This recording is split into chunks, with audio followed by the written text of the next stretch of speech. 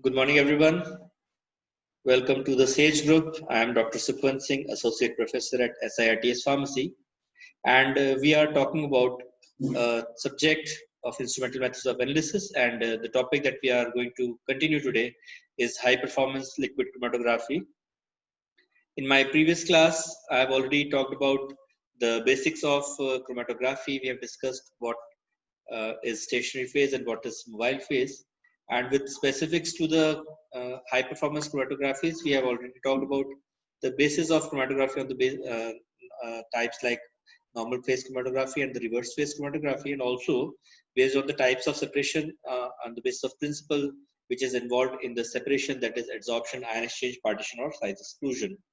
Then we also talked about the differences on the basis of elution technology, like the isocratic separation and the gradient separation, etc. Then we went on to discuss the basics of column chromatography and the principle of liquid chromatography. And I exchanged to you I told you about how the process takes place, and we had discussed a few things related to this, like what are the various packing materials and what are the various types of mobile phases that are incorporated into this types of liquid chromatography. And we also talked about the various interactions that are observed and how the separation takes place. Then, while talking about the high performance liquid chromatography, we concluded that it is a high performance liquid chromatography which incorporates introduction of the mobile phase in a high pressure, and since it has got a higher price, that is why it is also called as high price chromatography. And we concurred that it is applicable to both volatile as well as non-volatile compounds, unlike the gas chromatography which needs only volatile components. And HPLC is divided into two types, basically the normal phase high performance liquid chromatography and the reverse phase high performance liquid chromatography. Then we also discussed about the various advantages and disadvantages which are offered by HPLC. And in this context, today we are going to start on the types of various phases that are incorporated into HPLC. So let us just through this diagram, through this comparative chart, let us say what are the various types of HPLCs and what are its applications if we want to separate different type of components. So if I want to separate compounds which are neutral or acids or bases, normally we would apply the reverse phase chromatography, whereas the stationary phase is to be either C18 column or a C8 or C4 column can be used. Here C basically is the number of carbons, and for example C18 can be octadisylsilane, and similarly C8 can be disylsilane, etc. So the mobile phases that are used for separating acids, weak acids or weak bases, can be either water or organic modifiers. And if we want to separate the compounds which are ionic or strong acids and strong bases, then normally we would go for ion pair chromatography, wherein we will be using C18 or C8 columns. And the mobile phases which are used in the separation of ions or bases or acids is usually water or organic ion pair reagents. The compounds which are not soluble in water, they are to be separated on the mode of normal phase chromatography, and in that case the stationary phase can be silica or amino cyanodiols, and the mobile phases are of course in that case organic in nature. For inorganic or ions or ionics, normally we would go for an ion exchange chromatography, wherein the stationary phase has to be an ion or a cation exchange resin, and the mobile phase is usually aqueous or buffer counter ion. And specifically, if we are going to separate high molecular weight compounds or polymers, then the type of chromatography that we use is normally size exclusion chromatography, wherein the stationary phase is usually polystyrene silica, and the mobile phase is either gel filtration aqueous or gel permeation in case of organic nature. So HPLC contains stationary phase, which is normally a non-polar. It is non-polar, and the stationary solid surface is coated with a second liquid, the stationary phase, which is immiscible with the mobile phase. And the mobile phase is usually a polar mobile phase, like acetonitrile, that is ACN, or methanol, that is MEOH, or even combination of waters with buffer. The bonded phases are usually C2, C8, C18 or Cn, which are given over here, and the structures are also being drawn. C2 is basically ethyl silyl, C8 is octyl silyl, and then C18 is octadecyl silyl. So basically these are silica which is bonded with the carbon chain. In ethyl you'll have 2 carbon chain, in octyl silyl you will have 8 carbon chain, and in octadecyl you'll have 18 carbon chain. And in cyanopropyl we'll have propyl with a cyano moiety. Now this is a block diagram of a typical HPLC, which indicates that what are the various components which are present in sequential order and where they are mixed together. For example, in this case, we are able to see that it starts with 2 reservoirs, and these reservoirs are basically meant to hold the various types of mobile phases. For example, if you're using combination of 2 mobile phases, then of course you can fill in the reservoirs with individual solvent systems in reservoir A and reservoir B respectively. Then of course, since you are going to insert the mobile phase with a high pressure, therefore you will require pumps which are connected to individual reservoirs, and they are connected to a gradient controller which will permit a predetermined amount of solvent in the prefixed ratio, and then will be sent to a gradient controller through to a mixing chamber, wherein these individual components will be mixed together, and they will be sent to a solvent conditioning column, which is also termed as sometimes conditioning, which is meant for degassing or removing the dissolved gases or any air bubbles that have been trapped into the solvent system. So through the solvent conditioning column, the solvents move towards the injector, from where the sample is injected alongside with the column, and this will first lead to the pre-column, which is also sometimes termed as the guard column, which is meant to strain the larger particles or undissolved particles and stop them from going into the analytical column, so as to protect the analytical column from larger particles. So this pre-column basically is also termed as the guard column, and its pore size is even smaller than the analytical column, so that anything that crosses the pre-column easily crosses the analytical column, and as a result the analytical column will not get clogged or will not get blocked, and as a result it will prove to be an effective tool for the analysis.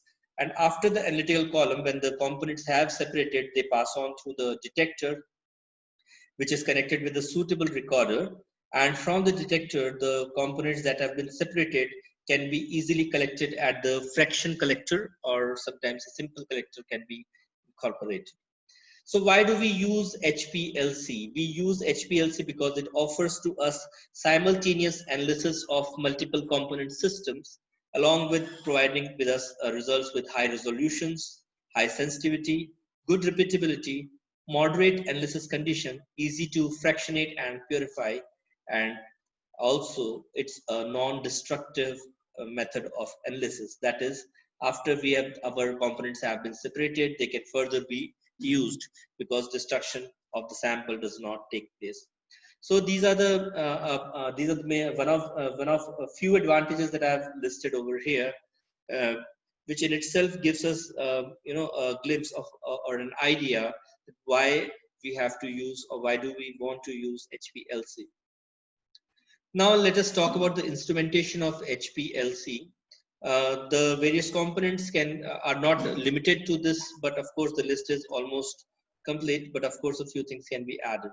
So the first of all, you have to have solvent storage bottles which act like reservoir chambers. Then we have gradient controller and mixing units, and then we have degassing of solvents, and then we have pump, which is meant to pump the solvent into the system. Then we have pressure gauges which measure the pressure of the solvent being pumped. Then we have pre-column or the guard column. Then we have sample introduction system. Then we have the analytical column. Then finally we have detectors, recorders, and the collectors of the separated components. So this is a typical line diagram, diagrammatic representation of a typical HPLC, where we can see that multiple solvent reservoirs are connected through various spargers and through output check valves and solvent proportioning valves, which are ultimately leading into the pump. And through the pump, these are sent into the pulse dampener, and from there they go back into various columns, and finally through the injector valve. These, after crossing the various filters and back pressure regulator, these solvent system passes through the column along with the sample from the injector valve. When we draw a line diagram, these are the components that are to be drawn when we want to show or depict a particular HPLC system, wherein essential parts are going to be solvent, which is the reservoir for mobile phase. Then we have a pump, which is solvent manager or solvent acts as a solvent delivery system. Then sample injector system has to be there, and finally going through the HPLC column, then to detector, which is connected by a chromatographic readout device like a simple computer, which is installed with the software, which reads out the readings of the output of the column, and finally to the waste or the collecting duct. So these are the various representations of the HPLC that you have just seen. And when we look at the instrument that I have in my lab, it is the outline of a LC2010A. Of course, the system is not exactly same. The system that I have in my lab is LC20, which is again of the similar type, which is again a 3-tier system, like which is you can see over here in this particular photograph of a LC2010 instrument. Of course, this is our instrument. I'm just going to display it. It is just behind my back, and you might be able to see it. And of course, I'll demonstrate the instrument. My instrument also has the similar arrangement. It has a reservoir tray. Of course, I do not have an auto sampler because I have a sample injector port. Then, of course, there is column oven, degassing unit, pump unit, low pressure gradient device, UV detectors, and system controllers. Of course, the systems are different. And these are the various other instruments that are available in various labs. So now let us talk about the components one by one that is available. And these components usually incorporate the HPLC system. So the first thing that we have as a component is solvent mobile phase reservoirs. These are usually glass or stainless steel containers capable of holding up to 1 liter of mobile phase, which is usually a pure organic solvent or aqueous solutions of salts and buffers. These are inert to a variety of aqueous and non-aqueous mobile phases, and stainless steel should be avoided for use with solvents containing halide ions. Therefore, we usually use highly inert borosilicate glass for using the solvent systems as reservoirs. Then we have degassing and filtration of mobile phases. In many cases, aqueous solvents and some organic solvents are degassed prior to use. And degas is done to prevent formation of air bubbles in the pumps or detectors. Mobile phases are degassed by stirring of mobile phase under vacuum or sonication, or also sparing with the helium gas. And the mobile phase are filtered to remove particulate matter that may clog the system. The tubing that is used for sending the solvent into the pump or into the column should usually we use silicone thin pipes, and these tubings should be inert and have ability to withstand pressure and able to carry sufficient volume that is required to be undertake a particular process. Then we have various types of pumps for HPLC, like we have reciprocating pumps, we have pneumatic pumps, etc. The solvents or mobile phases must pass through column at high pressure, almost up to a level of 414 bars, and which is equivalent to around 6,000 psi or poundals per inch squared. The instrument that we have in our lab usually works at a pressure of 350 bars. That is the pressure that we have set for our instrument to keep it safe. As the particle size of stationary phase is smaller, up to 5 to 10 microns, the resistance to the flow of solvent will be very high. And that is, the smaller the particle size of the stationary phase, greater is the resistance to flow of solvents, and therefore high pressure is recommended. So in order to achieve a better separation, we usually take smaller particles, and the smaller the particle, better is the separation. But with the decreasing the size, at the same time the pressure offered by the solvent for flow is also very high, and therefore we will require higher pressure, and therefore pumps should be able to generate a pressure of around 6000 psi, and the pulse free output of and all material the pump should be chemically resistant to solvent. These are the requirements for the pump, and the flow rates are usually ranging from zero point 0.1 to 10 milliliter per minute, and pumps should be capable of taking the solvent from single reservoir or more than one reservoir containing different solvents simultaneously. The types of pumps that we use in HPLC are basically of three types: the displacement pumps, the reciprocating pumps, and the pneumatic pumps. The HPLC pumps are basically divided into or classified into various forms, and we choose our pump on the following matter. On the manner in which they operate. So if we want a constant flow rate pump, then it is classified in the category of a mechanical pump, and we have two types of pump in this respect.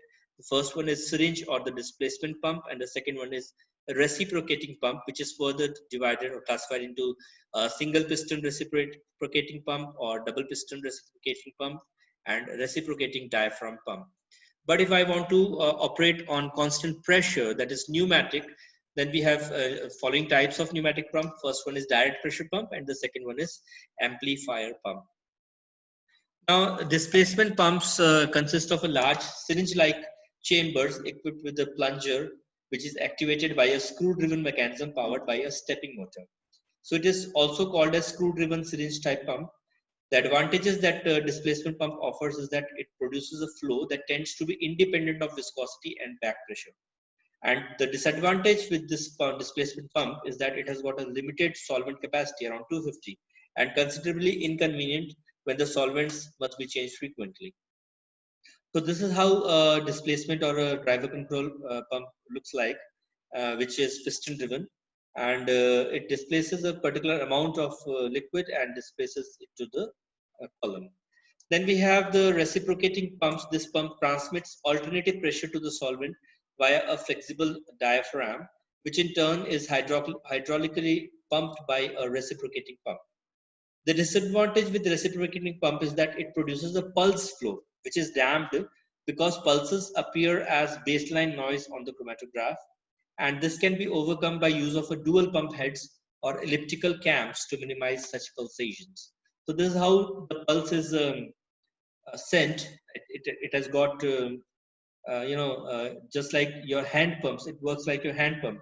So when you push the handle up and down, we can see that the pressure of the water is ejected from the pump in form of a pulse, and therefore these are not usually not preferred over the normal type of pumps.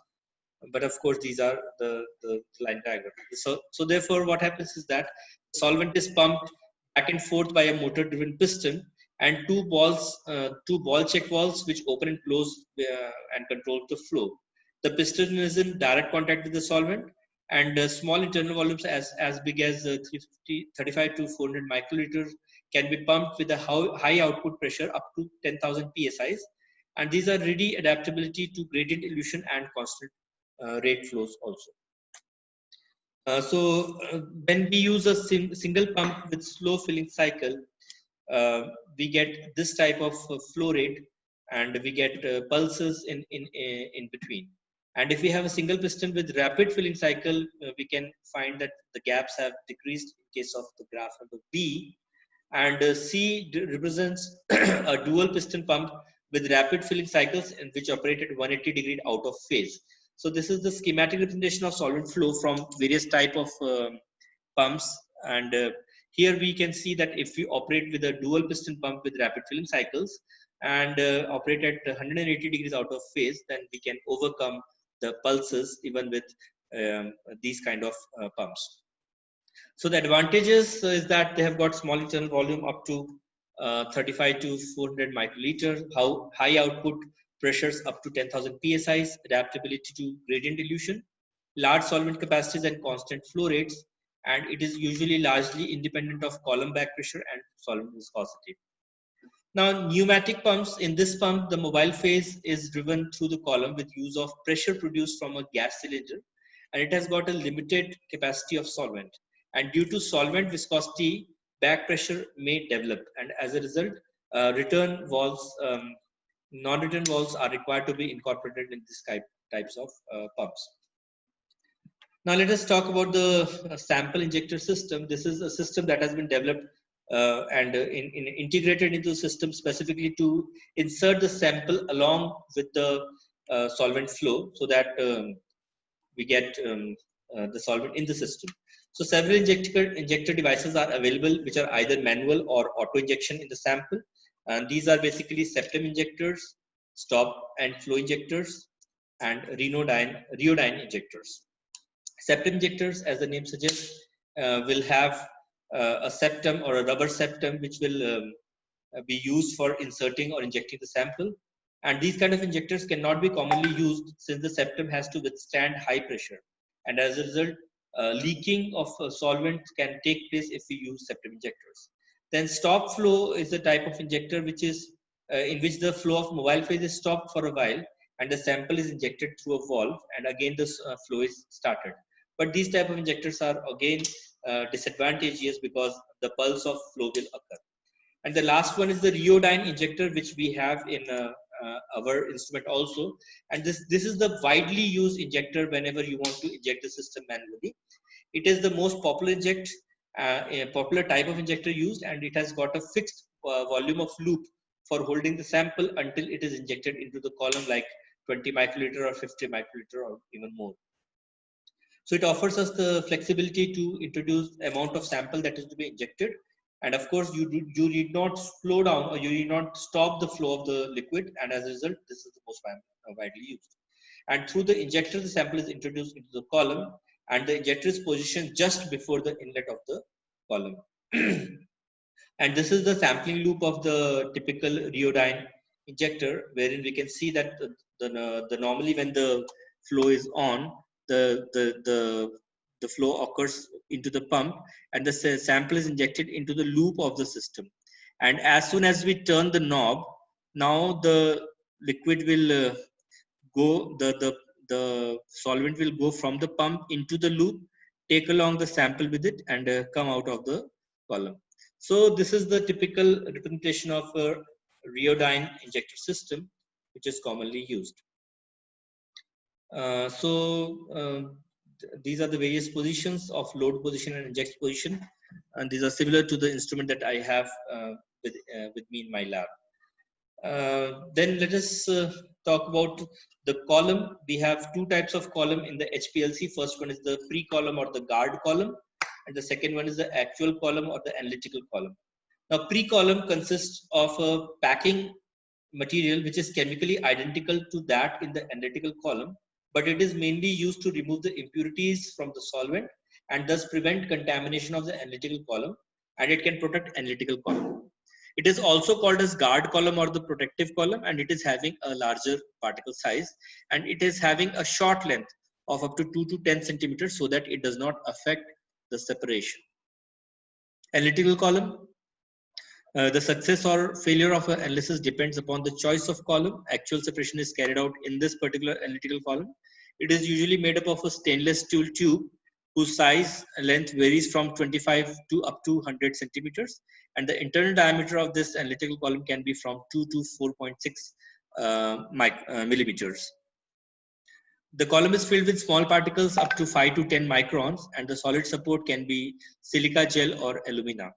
The separation is a result of different components adhering to or diffusion into packing particles when the mobile phase is forced through the column. C8 and C18 columns are considered as examples of reverse phase liquid chromatography, RP. The stationary phase is here is seen as a thin film of non-polar liquid phase that has been designed to be chemically similar to the inert material, that is silica gel particles. The non-polar layer is chemically linked with silica particle surface by reaction with the polar selenol groups on the stationary phase surface, and so rendering them less polar or non-polar. The difference between the two columns will be in the length of carbon chain attached with the silica surface.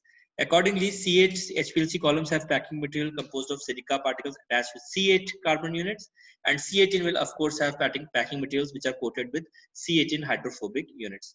Categorically, both are reverse phase columns, but C18 columns will definitely be more hydrophobic rather than the C8 columns because of the number of carbons that C18 columns has is 18 number, whereas C8 has 8 carbons in length. The detectors that we have in HPLC are absorbance kind of detectors, which have UV visible or PDA or the photodiode array detectors. Refractive index detectors have been used to detect the change in turbidity. Fluorescence detectors are used if the analyte is fluorescent. Similarly, electrochemical detectors measure the current flowing through pair of electrodes on which potential difference is imposed due to oxidation or reduction of the solute. Similarly, we have conductivity detectors to be used in case of ions and light scattering detectors, and sometimes this HPLC is integrated with the mass spectrometer, and we get a newer system, that is the HPLC MS or the LC-MS system. The detector that we have in the instrument that we have in my lab is a PDA detector, and we have a UV visible detector as well.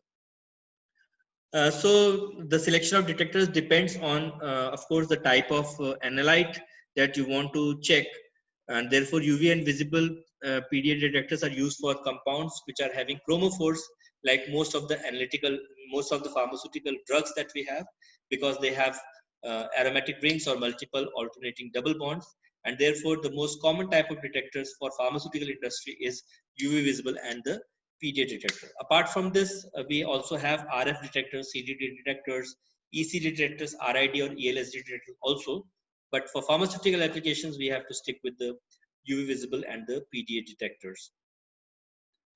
The advantages that UV visible detector offers is that it works with all the type of molecules, but disadvantage is that it is non-specific for complex samples, and even when the samples are having similar absorption wavelengths, then we can have sometimes problems with UV visible detectors also.